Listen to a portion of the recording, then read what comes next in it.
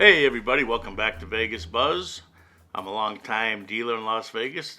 My father ran the Riviera in the 70s and early 80s.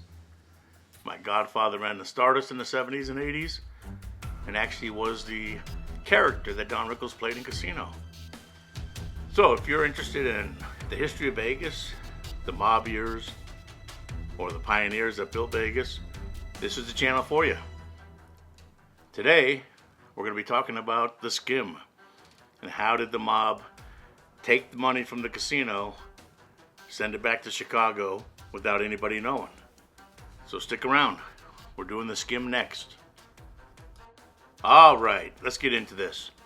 So if you've ever been to Vegas and played a table game, I'm sure you've seen where they stop dealing cards or wherever. Security guard shows up with a couple racks of gaming chips. He sets them on the table. He hands the dealer or the floor person a slip, which is called a fill slip. The floor signs off on it. The dealer takes the chips, breaks them down, and counts them to make sure that they match with the fill slip. Then the dealer signs off on it and drops it in a box right there on the table where all the cash goes. That's called a fill. Now, the way the mob would skim is they would have two fill slips. They'd have one to match what the dealer and floorman were signing off on, but they also had a duplicate of half of that amount. So say they sent out 10,000, they'd have the fill slip for 10,000 signed by everybody, and then when the box was emptied later or the next day, they would take that $10,000 fill slip, swap it out with the $5,000 fill slip, forge the names, and there you go. An extra $5,000 that they can take and send back to Chicago. Now, an even easier way that they skimmed was with the coins from the slot machines. Now, back in the 70s and early 80s, there were no tickets like they have today. Everything was coins. You get rolls of quarters and put the quarters in the slot machine one by one, and that's how you play the slots.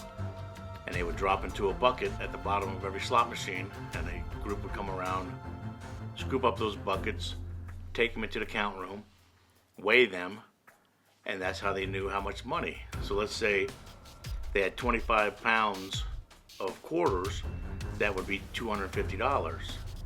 They wouldn't count each individual quarter. They'd actually go by the weight. So all they had to do was adjust the scale. So if it was 25 pounds, the scale was really only reading 12 and a half pounds, and they would keep the rest and send that to Chicago as well. So it's pretty simple how they did it, but nobody caught on for years and years and years. Now, my uncle, he was one of the carriers. He would come in once in a while, go to the Stardust, pick up the suitcase, filled with cash, and get on a plane, fly to Chicago,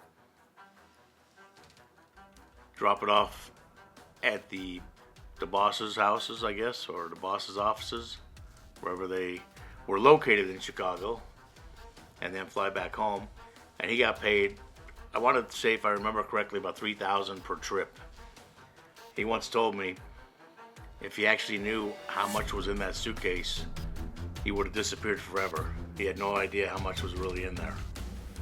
So there you go, a little bit of history on the Skim and how things were done in Las Vegas back in the day, and how the mob was able to get all that money from the casinos out of the casino back to Chicago. All right, hey, thanks for watching. I hope you come back again every Sunday for a new show, and we will talk to you then.